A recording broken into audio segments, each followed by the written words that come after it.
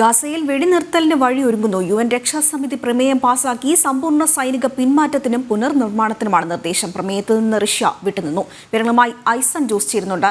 ഐസൺ, ഗാസയിൽ വെടിനിർത്തലിന് വഴിയൊരുങ്ങുന്നു. UN രക്ഷാസമിതി പ്രമേയവും പാസാക്കി. വിവരങ്ങൾ എന്തൊക്കെയാണ്? റഷ്യയുമാതിരെ UN രക്ഷാസമിതി പ്രമേയം പൂർണ്ണമായും ഇപ്പോൾ പാസാക്കിയിരിക്കുകയാണ്. റഷ്യ വിട്ടുനിന്നുവെങ്കിൽ കൂടി ബാക്കി 14 അംഗങ്ങളും UN രക്ഷാസമിതിയുടെ പ്രമേയത്തെ അംഗീകരിക്കുകയായിരുന്നു. നമുക്കറിയാവുന്നതാണ്, മെയ് 31-നാണ് 3 പരിപാടി ജോ ബൈഡൻ മുന്നോട്ട് വെച്ചത്. ജോ ബൈഡൻ മുന്നോട്ട് വെച്ച ആ 3 പരിപാടിയിൽ സമ്പൂർണ്ണ സേനാ പിന്മാറ്റം, അതുപോലെ തന്നെ നേരത്തെ ആതിര സൂചിപ്പിച്ചതുപോലുള്ള പുനർനിർമ്മാണവും മറ്റു ആശ്വാസ പ്രവർത്തികളുമാണ് നടക്കേണ്ടത് എന്നായിരുന്നു തീരുമാനം.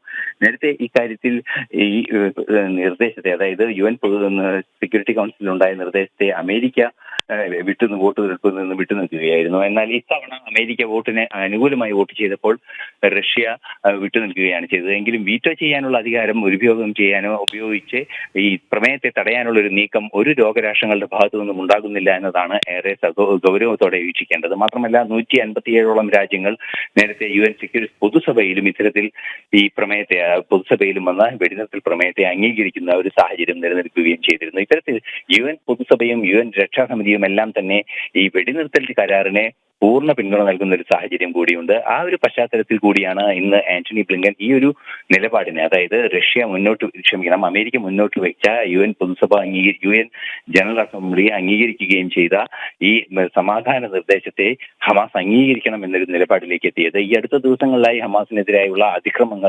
ആക്രമണങ്ങൾ ഇസ്രായേൽ കർശനമാക്കുന്ന ഒരു സാഹചര്യം കൂടി ഉണ്ടായിരുന്നു. ഈ സാഹചര്യം കൂടി പരിശോധിച്ചതിന് ശേഷമാണ് കർശനമായ നീക്കങ്ങളിലേക്ക് UN കടന്നിരിക്കുന്നത് എന്നാണ് മനസ്സിലാക്കാൻ സാധിക്കുന്നത്. എന്ത് തന്നെയായാലും പ്രത്യാശ അകലെയല്ല, സമാധാനം പുനഃസ്ഥാപിക്കപ്പെടും എന്ന് തന്നെയാണ് പ്രതീക്ഷിക്കപ്പെടുന്നത്. കാരണം ഈ അടുത്ത ദിവസങ്ങളിലുണ്ടായ പ്രശ്നങ്ങളിലെല്ലാം തന്നെ, അതായത് റഫ അതിർത്തിയിലുള്ള അഭയാർത്ഥി ക്യാമ്പിലേക്കുണ്ടായ ഇസ്രായേലിന്റെ ആക്രമണം ഉൾപ്പെടെ ഈ വിഷയത്തെ, അതായത് അമേരിക്ക മുന്നോട്ട് വെച്ച സമാധാന ശ്രമത്തെ തിരിച്ചടിക്കുമോ എന്നൊരു ആശങ്ക ലോകരാഷ്ട്രങ്ങൾക്കിടയിൽ നിലനിന്നിരുന്നു. എന്നാൽ UN സെക്യൂരിറ്റി കൗൺസിൽ ഇത് ഐക്യകണ്ഠേന പാസാക്കിയതോടെ സമാധാന ശ്രമങ്ങൾ പുനഃസ്ഥാപിക്കപ്പെടുമെന്ന് തന്നെയാണ് മനസ്സിലാക്കാൻ സാധിക്കുന്നത്.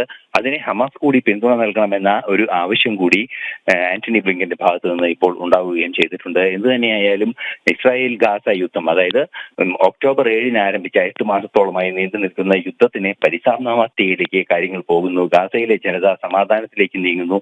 പാലസ്തീനും അതുപോലെ തന്നെ ഗാസയും ചേർന്ന ഒരു ഇസ്രായേലി പാലസ്തീനിയൻ അതോറിറ്റി പോലുള്ള ഒരു സംവിധാനത്തിന്റെ ഇരട്ട രാജ്യങ്ങൾ, അതായത് ഇസ്രായേൽ പാലസ്തീൻ എന്ന ഇരട്ട രാജ്യങ്ങൾ എന്ന ലോകരാഷ്ട്രങ്ങളുടെ ആ ഒരു നിലപാടിനെ യാഥാർത്ഥ്യവൽക്കരിക്കുന്നതിനുള്ള സംഭവ വികാസങ്ങൾ കൂടി ഉണ്ടാകുന്നു എന്നാണ് ഇപ്പോഴത്തെ ഈ ഡെവലപ്മെന്റിൽ നിന്നും, അതായത് UN സെക്യൂരിറ്റി കൗൺസിലിന്റെ പ്രമേയം പാസാക്കിയതിലൂടെ മനസ്സിലാക്കാൻ സാധിക്കുന്നത്.